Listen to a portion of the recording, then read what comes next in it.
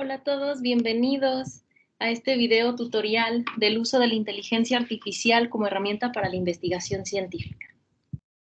Bueno, como sabemos, actualmente existe la inteligencia artificial. Nosotros podemos utilizar el chat de inteligencia artificial como una herramienta para la investigación.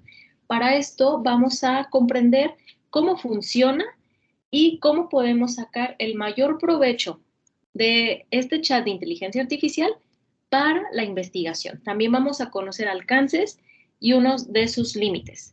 Entonces, ¿cómo funciona el chat de inteligencia artificial? Pues vamos a preguntarle. Nosotros vamos a trabajar con el chat BART. BART es la prueba beta de Google. Entonces, vamos a abrir el explorador de Google y nos vamos a dar cuenta que es muy fácil acceder a BART. Aquí yo ya lo tengo porque traté de tenerlo listo antes de la presentación con ustedes, pero vamos a ver cómo acceder a él. Bueno, nos vamos a meter al explorador de Google y vamos a escribir BART. Damos clic y nos va a aparecer como resultado el chat. Va a aparecer Google y estas estrellitas. Estas estrellitas son el icono de BART. Bueno, muy fácil acceder. Solamente damos clic y vamos a entrar al chat. Como podemos ver, el chat está en inglés.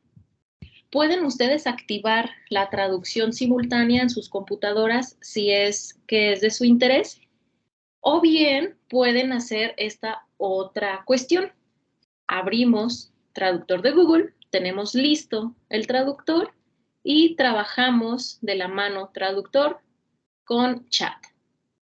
Bueno, entonces, quedamos en ver cómo utilizar el chat. Bueno, el chat es muy fácil de utilizar. Vamos a escribir aquí una pregunta y vamos a esperar un poquito para obtener la respuesta de la inteligencia artificial. Ahorita, vamos a empezar a entender cómo funciona y cómo responde la inteligencia artificial. Bueno, vamos a preguntarle al chat cómo funciona, que nos explique el mismo chat cuál es su función. Bueno, si no dominamos el inglés, pues fácilmente podemos trabajar con el traductor y escribir la pregunta, ¿cómo funcionas? Y nos va a aparecer la traducción al inglés, How do you work? Damos copiar, vamos al chat, damos pegar, escribimos, damos clic y esperamos la respuesta. ¿Cómo trabajas? La respuesta del chat es esta, ¿ok? Como pueden ver, está en inglés. Ahorita lo vamos a traducir en caso de que alguien no domine el inglés. Lo interesante es que aparecen varias respuestas. Draft 1 es una respuesta, Draft 2 es otra, así como Draft 3, ¿sí? Van cambiando las respuestas. Esto, a diferencia del otro chat también muy común, esto es algo extra que ofrece Google. Entonces, ¿qué nos dice? ¿Cómo trabaja el chat? Bien, vamos a traducir. Y es muy fácil, copiamos, seleccionamos, copiamos, cambiamos al inglés, el español, y nos va a salir la traducción, ¿ok? ¿Qué nos dice? El chat trabaja utilizando una combinación de procesamiento del lenguaje natural y aprendizaje automático. Esto le permite comprender el significado de preguntas y solicitudes mientras aprende de interacciones con usted y mejorar las respuestas con el tiempo. Recordemos que son pruebas beta, esto está en desarrollo. ¿Cómo trabaja? Haciendo una pregunta, se buscan las respuestas en base de datos de Internet, claro está, Después se genera una respuesta que sea tanto informativa como útil. Aquí el chat menciona que todavía está en desarrollo y que a medida que interactuemos más, pues podrá mejorar. ¿Qué cosas puede hacer? Bueno, puede responder preguntas en una amplia gama de temas, generar diferentes formatos de texto creativo, contenido de texto como poemas, código, guiones, piezas musicales, correos electrónicos, cartas, puede traducir idiomas, puede ayudar con la investigación. Esto es lo que vamos a trabajar hoy. Puede proporcionar servicio al cliente, etcétera, etcétera, etcétera. Entonces, vamos a investigar algunas de las funciones del chat BART. Como pueden ver, es muy fácil. Escribes una pregunta, sale una respuesta. Si no se domina el inglés, podemos trabajar de la mano con el traductor y no hay ningún problema. ¿Ok? Bueno, regresemos.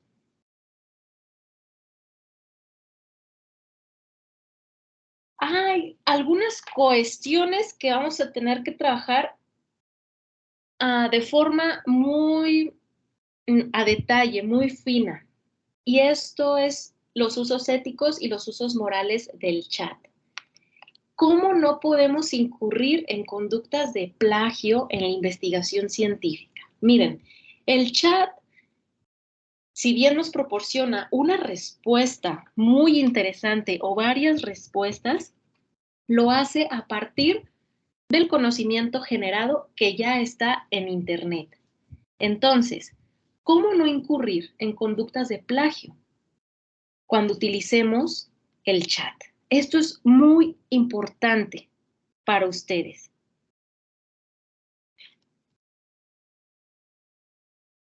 El chat BART, al igual que otros chats de inteligencia artificial, trabaja con conceptos. El chat entiende conceptos y a través de cadenas de palabras va generando las respuestas.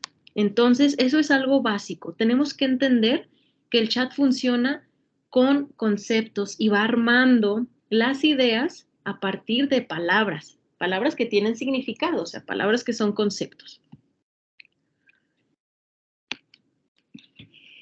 ¿Cómo nos puede servir BART en la investigación científica? Dos cuestiones fundamentales.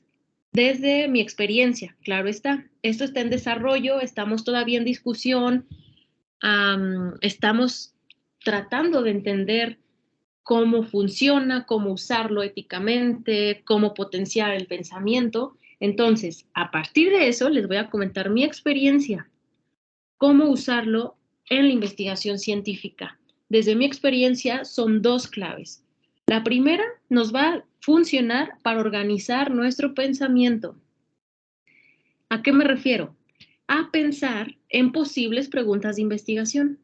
También nos va a ayudar a reflexionar sobre conceptos, a identificar tendencias en la investigación. Ojo, nos va a servir para comparar nuestros propios hallazgos, pero no para crearlos.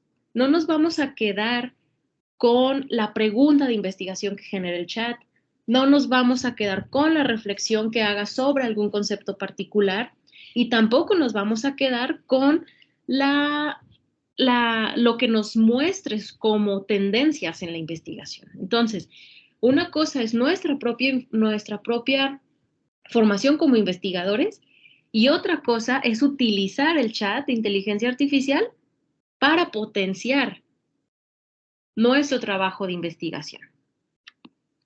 Vamos a abordar algunas cuestiones del chat en la práctica, en lo diario.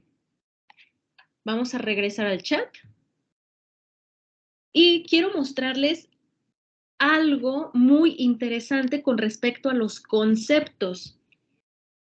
Yo le voy a preguntar al chat a manera de ejercicio para que ustedes traten de comprender lo que voy diciendo y también de entender mi propia experiencia y que espero les ayude a ustedes en sus procesos de investigación. Yo trabajo, como ya les he mencionado, con sociología de las emociones, trabajo con género, trabajo con deporte, Esos son conceptos claves dentro de mi investigación a grandes rasgos. Entonces, yo le voy a preguntar al chat, ¿qué es la sociología de las emociones?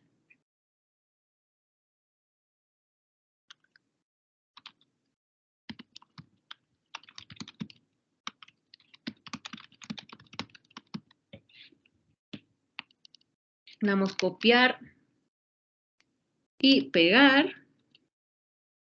Esperamos la respuesta, que claro, esto va a depender también de la velocidad de su internet. Y aparece. ¿Qué es la sociología de las emociones? Bueno, la sociología de las emociones es un subcampo de la sociología que estudia la construcción social y los efectos sociales de las emociones. Examina cómo las emociones son formadas y conformadas por factores sociales como la cultura, el género, la clase, la raza.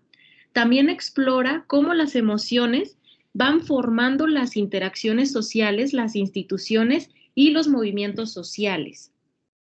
Algunas de las preguntas clave que la sociología de las emociones incluye es cómo las diferentes culturas definen la experiencia emocional, cómo el género, la clase, la raza forma la manera en la que nosotros expresamos nuestras emociones. Cómo se van formando las instituciones y los movimientos sociales, cómo influyen las emociones en las interacciones sociales, cómo cambian a lo largo del tiempo. La sociología de las emociones es un campo relativamente nuevo, pero ha crecido rápidamente en los años recientes. Ahora, aquí nos empieza a hablar de conceptos, ¿sí? Aquí hay algunas claves en la teoría de la sociología de las emociones. La teoría de la construcción social, la teoría de las funciones sociales, la teoría del control social. La sociología de las emociones es un campo interdisciplinario y complejo que se relaciona con la psicología, antropología, filosofía. Bien, entonces, estamos viendo de qué se trata la sociología de las emociones dentro del draft 1, ¿sí?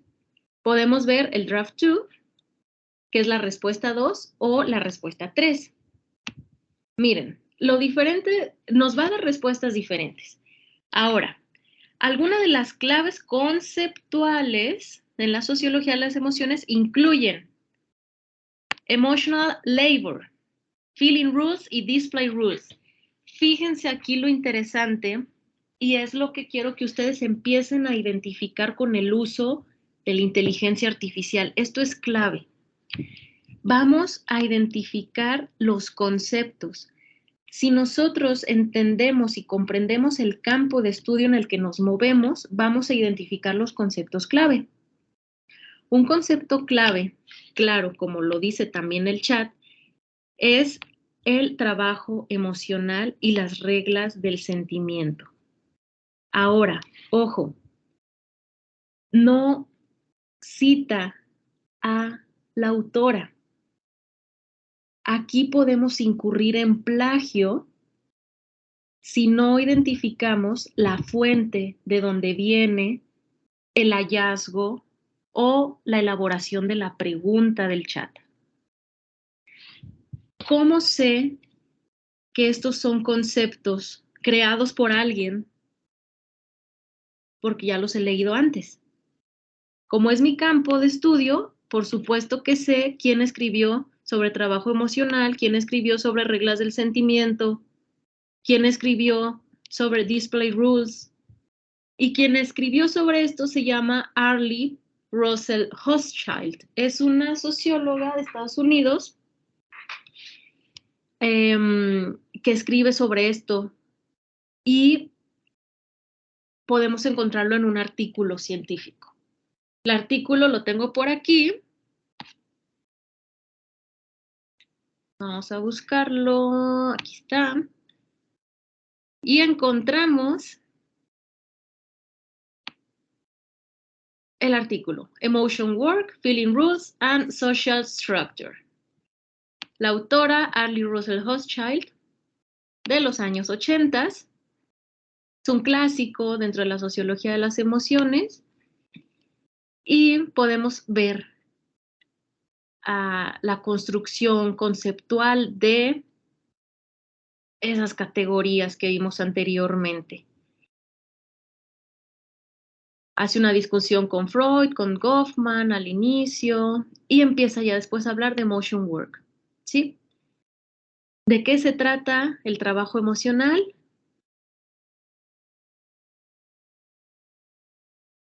¿Cómo se manifiesta? Y después vemos las reglas del sentimiento, de qué se trata, qué son, ¿ok? Y ya después empieza a hablar del punto número 3 que veíamos anteriormente. Entonces, esto es muy importante para no incurrir en conductas de plagio. Hay que conocer de dónde vienen los conceptos. Y en caso de que no sepamos, podemos preguntar. Entonces, este concepto nos interesa, ¿verdad? En dado caso, es un ejemplo. Bueno, pues vamos al traductor y escribimos quién escribió sobre Feeling Rules. Sobre el concepto de Feeling Rules.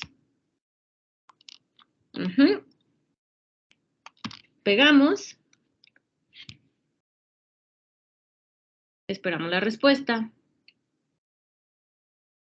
Y empezamos a ver el concepto de las reglas del sentimiento. Fue introducido por la socióloga Arlie Russell Hochschild en los años 70 en su artículo Emotion Work, Feeling Rules and Social Structure. Y vemos que sí es cierto, ¿verdad? Aquí está, años 80, este es el artículo y esta es la autora. Ah, ok, entonces ya vamos entendiendo cómo no incurrir en las conductas de plagio a partir de conocer de dónde viene el concepto, quién escribe sobre ese concepto y dónde. Ya no estamos incurriendo en plagio, pero no estamos incurriendo en plagio nosotros como investigadores o investigadoras, porque estamos utilizando el chat para rastrear los conceptos a partir de un autor. Si nos quedamos en este nivel, por supuesto que vamos a incurrir en plagio. No está citado nadie. Parece que salió de la nada. Parece que esa construcción conceptual sale de la nada, cuando no es cierto. Esta construcción conceptual es de Arlie Russell Hochschild, de los años 80. ¿Sí? Y ya después nos dice el chat cuál es la definición de Feeling Rules. Y también nos habla de otros trabajos que están discutiendo el concepto de Feeling Rules. ¿Sí? Ya nos aparecen más autores. Empezamos a ver que la construcción conceptual no es de la nada. Vemos que la construcción conceptual tiene una historia, tiene un campo de investigación, por supuesto que tiene autores. Así podemos ir evitando, en primer lugar, el plagio y en segundo lugar, podemos entender cómo rastrear los conceptos. Lo importante es entender de dónde viene el concepto, ¿ok? Ese es un primer tip. Como ya estamos viendo cómo funciona el chat, bueno, el chat funciona a partir de cadenas de palabras. Va identificando cadenas de palabras que se relacionan entre sí. Nosotros podemos utilizarlo de la forma más apropiada para no incurrir en plagio y para, por supuesto, saber que las construcciones conceptuales no vienen de la nada. Hay que rastrear el concepto y hay que adentrarse en qué es lo que estamos estudiando. Bien, esa es una primera parte, ¿verdad? El BART y los conceptos. Ok, bueno, vamos a pasar a pensar sobre preguntas de investigación. ¿Cómo le podemos hacer para pensar en una pregunta de investigación? Hemos visto en otros videos que eso es lo más importante. Hacer una buena pregunta es lo más importante. Ok, bueno, nos vamos al chat. Si no dominamos el inglés, nos vamos al traductor Y voy a escribirle al traductor, realiza una pregunta de investigación con los conceptos de género, deporte y emociones. Vamos a ver qué sale. Como saben, y les he comentado, estos son los conceptos que generalmente utilizo en mis investigaciones, en algunas, y vamos a ver qué aparece.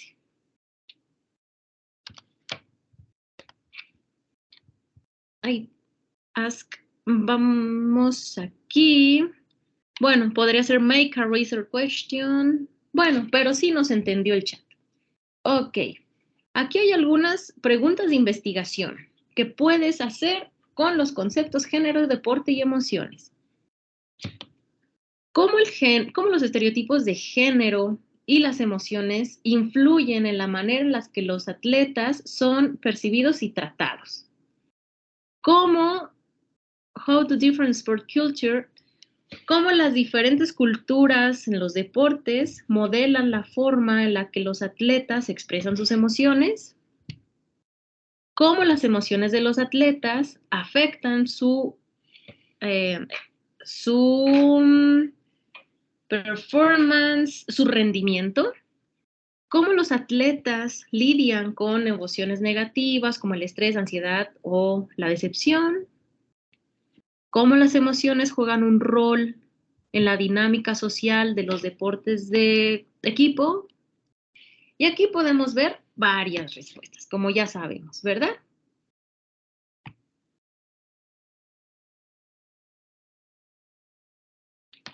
Bien, estos son algunos ejemplos de preguntas. Pero, ¿qué creen? Son preguntas muy básicas. Son preguntas que ya han sido hechas muchas veces. O sea, ¿qué quiere decir esto? Que ya hay un gran campo de estudios alrededor de esto. Eso no es algo negativo, pero si queremos innovar, si queremos proponer un problema de investigación novedoso, esto puede ser nada más algunas de las ideas. No se queden en ese nivel. Traten de identificar más preguntas interesantes. ¿Cómo le podemos hacer? Pues a partir de ver nuestra propia realidad empírica y preguntarle algo interesante a la realidad. Ok. Bueno, nos va a ayudar a reflexionar sobre los conceptos. Ya lo vimos anteriormente con el concepto de feeling rules y trabajo emocional. También nos va a ayudar a identificar tendencias en la investigación. Aquí les puede ayudar para la actividad que van a desarrollar en esta unidad. Ustedes en esta unidad van a identificar tendencias teóricas, metodológicas y en hallazgos a partir del análisis de artículos científicos. ¿Cómo nos va a servir el chat de inteligencia artificial para comparar hallazgos? Bueno, pues una vez que ya más o menos hayan identificado tendencias ustedes mismos en sus artículos que eligieron. Por eso va a servirnos para comparar hallazgos, no para crearlos. Pero podemos preguntarle al chat cuestiones interesantes. Podemos preguntar, ¿cuáles son las tendencias teóricas en los estudios sociales del deporte? Y vamos a ver qué nos responde el chat. Recuerden que, como ya les he mencionado, ya sé yo más o menos cuáles son las tendencias teóricas porque llevo trabajando en torno a estos temas ya casi 5 años. Entonces, ¿qué nos dice el chat? Las tendencias teóricas en los estudios sociales del deporte han cambiado a lo largo del tiempo, reflejando pues la naturaleza del cambio del deporte en sí mismo y los cambios sociales y en la cultura en los que el deporte está envuelto. En los años recientes, algunas claves teóricas incluyen teorías de la globalización, cómo estas teorías examinan las maneras en las que el deporte se ha ido globalizando y las implicaciones de esto en el desarrollo y la difusión de la cultura deportiva. Teorías de la identidad, teorías del embodiment, teorías de la emoción, teorías del poder, Estos son solo algunas de las tendencias teóricas. Y luego habla de algunos ejemplos específicos dentro de la globalización, la identidad, el embodiment, la emoción y el poder. Fíjense cómo nos va a ir sirviendo para entender o comparar o comprender si estamos identificando o si vamos más o menos dentro de las tendencias teóricas o no. Por supuesto que esto nos puede ayudar para darnos alguna pista, pero no nos va a marcar el camino, ¿verdad? El camino nosotros lo vamos a ir marcando junto con el trabajo de investigación que realicemos.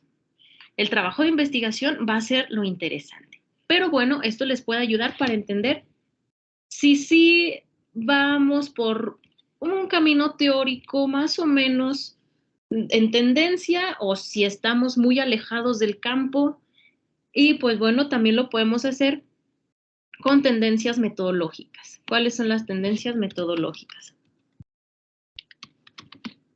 Los estudios sociales del deporte. Que dicho sea de paso, el chat ha dado una buena respuesta, sí son más o menos las tendencias actuales de investigación en los estudios sociales del deporte. Bueno, ahora vamos a ver qué nos dice sobre la metodología.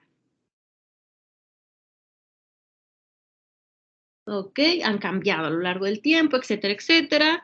En los últimos años incluye el uso de métodos mixtos, el uso del Big Data, de los estudios de participación, el uso de métodos digitales, de estudios de métodos visuales.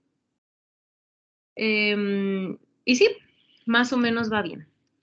Ok, ¿cómo lo han utilizado? Aquí aparece algunos de los ejemplos, por ejemplo, los métodos visuales, el uso de fotografías, digital methods, la colección o la recolección de datos a partir de las actitudes de los fans, etcétera, etcétera. Entonces, podemos ir comparando las tendencias. Ojo, comparando. Esto no es ninguna clase de estado del arte. El estado del arte es algo que ustedes van a empezar a desarrollar. Esto es nada más una guía para entender por dónde van las tendencias. Pero eso no quiere decir que sea el estado del arte. ¿Ok? Esto no nos dice absolutamente nada. Nos dice algo muy, muy general que nos va a servir, claro, para identificar tendencias, no para crearlas. ¿Ok? Entonces, podemos entender que nos va a servir para comparar hallazgos, no para crearlos. Ahora, alcances y limitaciones. Bueno, un alcance es que es una herramienta muy útil para reflexionar, para poner en práctica nuestro pensamiento. Una limitación, y la que yo he localizado como la limitación más grande, es que el chat no piensa más allá de lo pensado. Y esto es algo obvio porque va a trabajar con los datos que ya existen en Internet. Va a hacer una combinación de datos que ya existen en Internet, pero los que tenemos la capacidad de pensar más allá de lo pensado somos nosotros a partir del proceso de investigación. Ok, algunas recomendaciones que les puedo dar es que hay que usarlo para clarificar conceptos en caso de que no entendamos algún concepto, en caso de que queramos saber más sobre el concepto, como lo que hicimos en el ejercicio de trabajo emocional y reglas del sentimiento o feeling rules. También nos va a servir para organizar información sencilla. Podemos pedirle al chat que nos organice algún párrafo con cuestión de la redacción. Podemos pedir ideas, ¿no? Como ayuda en el proceso de la reflexión, a pensar alguna pregunta, a ver cómo está más o menos el campo de estudios, cuáles son las tendencias. Más o menos en ese sentido podemos utilizar el chat de forma útil y ética en los procesos de investigación, siempre y cuando sepamos de dónde viene la información. Hay que rastrear el concepto y no solamente rastrearlo, sino entenderlo en profundidad cómo fue creado. Es muy diferente, por ejemplo, entender que el concepto de las reglas del sentimiento fue creado por Arlie Hochschild en los años 80 a haber leído todos sus hallazgos en un artículo científico o haber leído incluso algunos de sus libros o varios de sus libros para entender cómo el concepto fue creado y qué quiere decir el concepto en profundidad. Entonces, el chat es una ayuda en el proceso de reflexión, mas no es lo que hace nuestras reflexiones. Ya para finalizar, quiero hablar sobre la creatividad y la experiencia. La creatividad y la experiencia son procesos que el chat no va a poder experimentar. La creatividad y la experiencia vienen con el tiempo y también con la capacidad del ser humano para ir más allá de lo pensado. Ahora, la ciencia es una herramienta para la resolución de problemas. Lo que nos ayuda muchísimo, para lo que nos ayuda muchísimo el chat, es para entender el problema que nosotros vamos a construir a través de identificarlo en la realidad, poner al centro al problema y su solución o comprensión profunda alrededor del problema. Entonces, lo interesante y para lo que nos puede servir muchísimo el chat de inteligencia artificial es para entender más un problema de investigación, el problema de investigación que nosotros estamos creando. Tenemos un desafío todavía y es cómo crear problemas de investigación novedosos. Ese sigue siendo el verdadero desafío. El desafío no es cómo responder una pregunta, el desafío más difícil no es tampoco el inventar algo. El desafío más profundo y que nos seguimos enfrentando los seres humanos es cómo configurar una pregunta de investigación que pueda aprender la realidad problemática que estamos viendo y posteriormente podamos dar una solución.